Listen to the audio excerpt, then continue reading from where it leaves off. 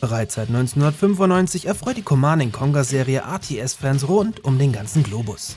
Auch wenn es in den letzten Jahren aufgrund eher mittelmäßiger Sequels etwas ruhiger geworden ist, gehört die Serie nach wie vor zur Popkultur und ist eine dieser legendären Marken, die zumindest jedem etwas sagt. In diesem Video nehme ich euch auf eine Zeitreise durch die bisher erschienenen Titel mit, die neben Krachern auch allerlei Kuriositäten mitbrachte. Ja, er hat den Versuch gemacht, Moskau und Millionen unschuldige Menschen zu vernichten. Aber doch nur, weil er uns beschützen wollte. Und letztendlich ist doch nur das von Bedeutung.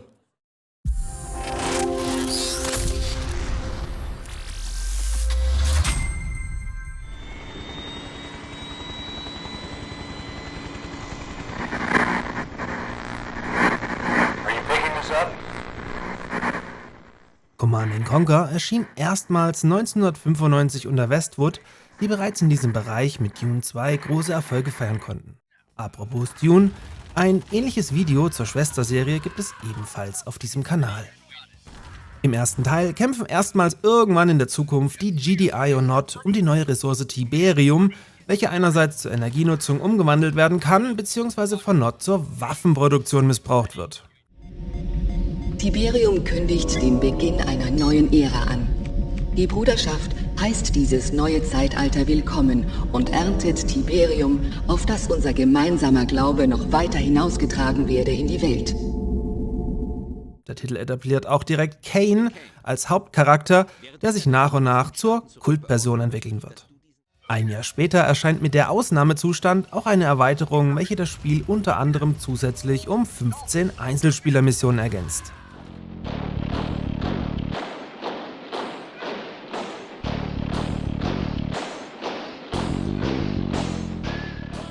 Noch im gleichen Jahr, genauer gesagt im Oktober 1996, erscheint mit Alarmstufe Rot bereits der zweite Teil der Serie, der eine alternative Zeitlinie einführt und statt in der Zukunft hier den Zweiten Weltkrieg behandelt, der aber völlig anders abläuft.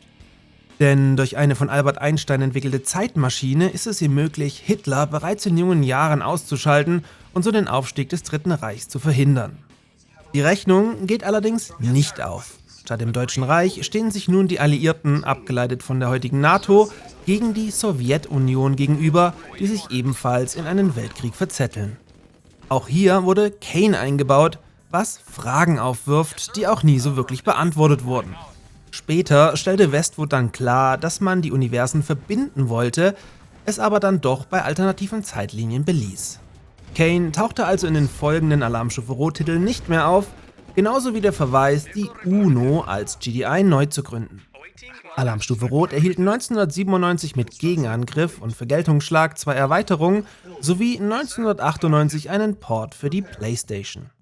Wir bleiben aber noch im Jahr 1997, denn mit Soul Survivor erschien ja erstmals die erste Kuriosität, die den meisten von euch zu Recht gar nichts sagen sollte.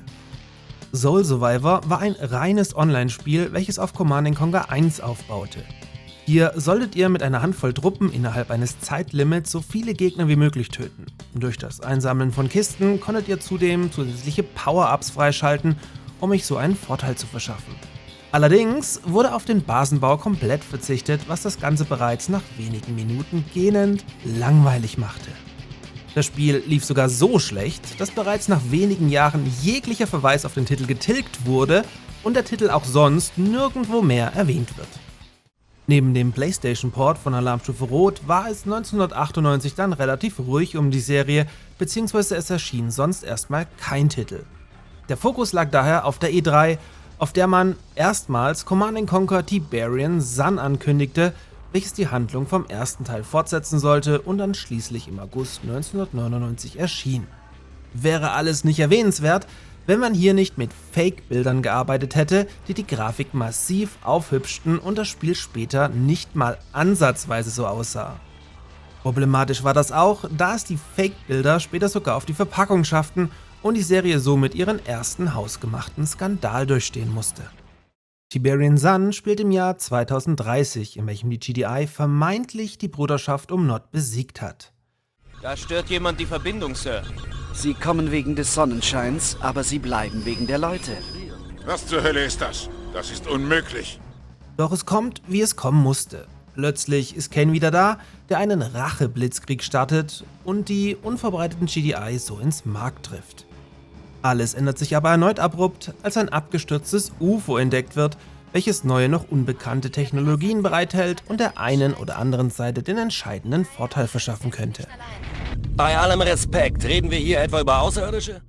Auch Tiberian Sun erhielt mit Feuersturm in 2000 eine Erweiterung, in der sich die KI vom vermeintlich getöteten Kane selbstständig machte.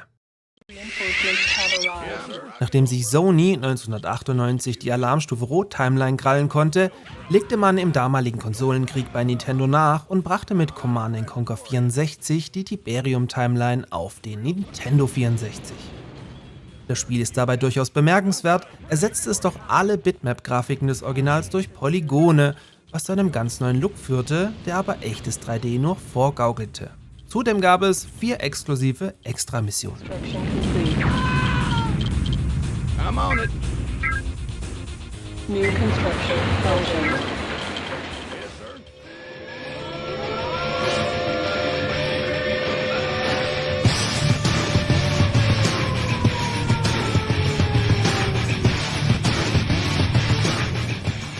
Im Jahr 2000 erhielt mit Red Alert 2 auch die Alarmstufe Rot-Timeline ihr Sequel, welches für viele Fans neben dem späteren Generals der beste Teil der ganzen Serie ist. Alarmstufe Rot 2 wurde simultan mit Tiberian Sun entwickelt und baut auf dem gleichen technischen Gerüst auf, ist aber durch sein zusätzliches Entwicklungsjahr deutlich runter und punktet vor allem durch wirklich gelungene Zwischensequenzen. Nach dem Sieg der Alliierten über die Sowjetunion im ersten Teil versuchen es die Reste der Roten Armee hier mit einem Überraschungsangriff auf die USA erneut. Fun Fact: Erstmals wurde hier die deutsche Version nicht zensiert, somit kämpfen hier statt Cyborgs auch bei uns Menschen gegen Menschen. Statt Kane führt man hier den grandios spielenden Udo Kier ein, der Yuri performen darf und Kane in nichts nachsteht. Yuri. Der Krieg ist längst vorbei. 2001 wurde dieser im Add-on Yuris Rache noch deutlich ausgebaut. Das Add-on enthält unter anderem 2 komplett neue Kampagnen, die ebenfalls mit typischen C&C-Videos ergänzt wurden und die Handlung weiterführten. Absolutes Pflichtprogramm für C&C-Fans und in gewissermaßen der Höhepunkt der Serie.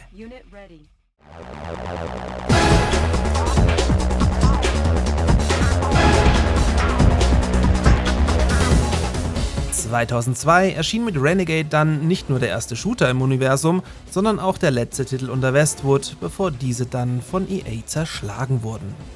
Ach EA, ich hasse euch. Jedenfalls schlüpft ihr im Spiel in die Rolle von Nick Haywock Parker, der wie Tanya eine Kommandoeinheit der GI ist und entführte Tiberium-Wissenschaftler retten soll. Timeline-technisch spielt Renegade am Ende von Command & Conquer 1 und übernimmt so auch alle Einheiten und Gebäude aus dem ersten Teil. Absolutes Highlight war und ist aber der Multiplayer-Modus, der eine große Fanbase aufbauen konnte, die auch heute noch besteht und durch die Community nach wie vor gepflegt wird. So wurde unter anderem im Jahr 2014 auf Basis der Unreal Engine ein kostenloses Remake veröffentlicht, welches wir uns in einem Extra-Video genauer anschauen werden. Roger, move it out.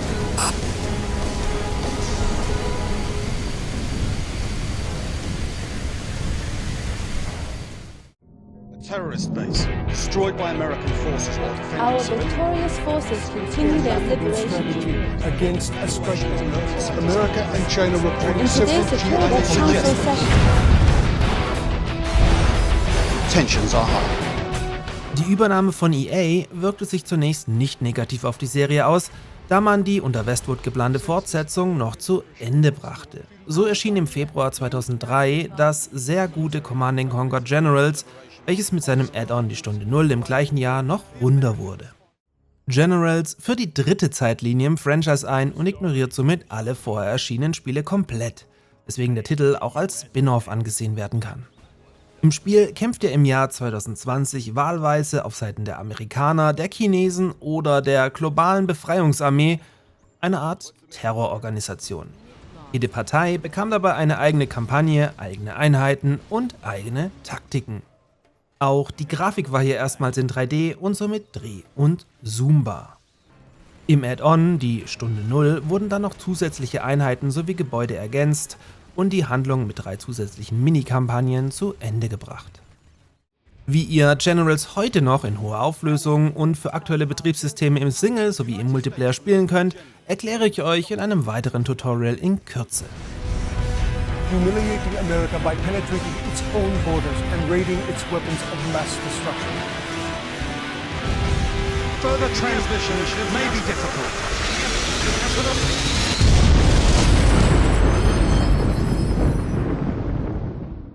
Nach Generals erschien dann tatsächlich einige Jahre kein Command & Conquer-Titel mehr, bis man mit Tiberium Wars die Serie 2007 fortsetzte.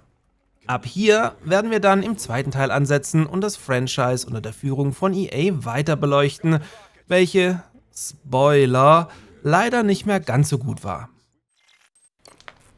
Sie haben meine Einladung doch nicht vergessen, Commander. Ich hatte gehofft, dass Sie heute Abend frei wären. Steht mir gut, Commander? Habe ich Ihnen zu Ehren angezogen. Wie wär's mit einem Drink zur Feier des Tages? Ich kenne da dieses kleine Pub in Soho. Seid gespannt, lasst gerne ein Abo da, damit ihr das nicht verpasst und in diesem Sinne bis zum nächsten Mal, Commander.